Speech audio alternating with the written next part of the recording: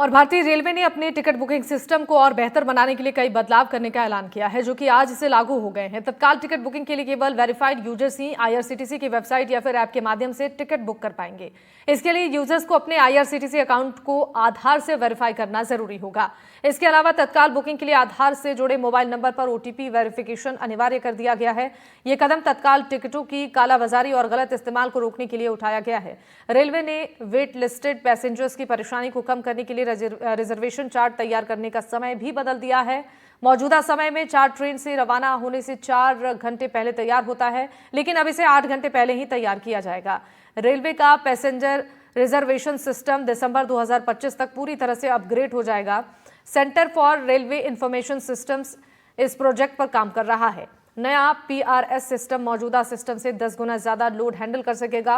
Railway ने ticket किराए में भी मामूली बढ़ोतरी की है। अब नॉन एसी क्लास के किराए में 1 पैसे प्रति किलोमीटर और एसी क्लास के लिए किराए में 2 पैसे प्रति किलोमीटर बढ़ा दिए गए हैं। इसका मतलब अगर आप 500 किलोमीटर की यात्रा करते हैं तो एसी में 10 रुपए और नॉन एसी में 5 रुपए ज्यादा देने पड़ेंगे। अगर आप 1000 किलोमीटर की दूरी तय करते हैं तो ये बढ़ोतरी 10 से 20 रुपए तक की जा सकती है। रेलवे को उम्मीद है कि इस फैसले से साल भर में 900 करोड़ रुपए से ज्यादा का एक्स्ट्रा रेवेन्यू आएगा।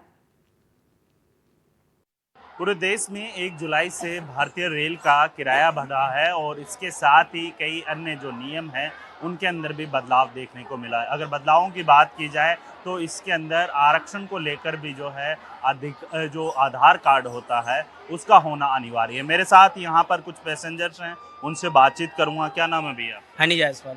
हनी, अभी जिस तरीके से आपको पता है कि 1 जुलाई से किराया बढ़ गया है, हाँ हाँ।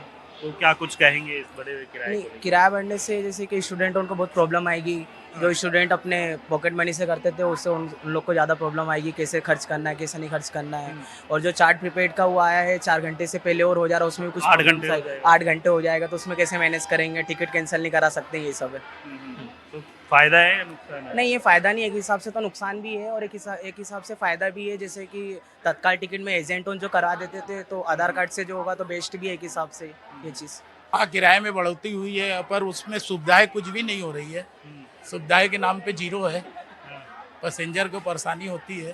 देखिए, आपको बता दें कि मैं इस वक्त जयपुर रेलवे स्टेशन पर मौजूद हूं और साथ ही अगर बात की जाए 1 जुलाई से जो नियमों में बदलाव किया गया है, उन नियमों के अंदर देखा गया है कि जो ब्लैक टिकटिंग होती थी उसको रोकने के लिए जो है जो आधार कार्ड होता है उसका होना अनिवार्य है। इसके अलावा जो पहले से जो कह सकते हैं कि 4 घंटे पहले जो चार्ट बनता था उससे अब 8 घंटे पहले जो है उस चार्ट को बनाना अनिवार्य होगा, और जिससे क्या है कि जो वेटिंग के अंदर जो टिकटें रहती थी या फिर पैसेंजर रहते थे उनकी यात्रा है वो सुनिश्चित हो। और इसके साथ ही जो अन्य चीज़ें हैं, जिस तरीके से देखा गया है कि 1500 किलोमीटर तक जो है 5 रुपये है उसकी बढ़ोतरी की गई है।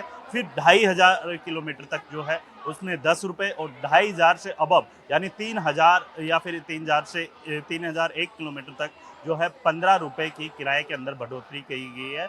और इसके साथ ही जो केंद्र सरकार है या फिर जो रेल के जो नियम हैं उनके बदलाव के चलते जो है आम लोगों की जेब पे तो भार बढ़ा है, लेकिन जो है रेलवे का मानना है कि इस तरीके के बदलाव के कारण जो टिकटों की ब्लैक होती थी उनके ऊपर भी रोक लगने का काम है इन नियमों के तहत किया जाएगा। जयपुर से कैमरामैन पुष्पेंद्र तिवारी के साथ वीरेंद्र सिंह शेखावत, एनडीटीवी।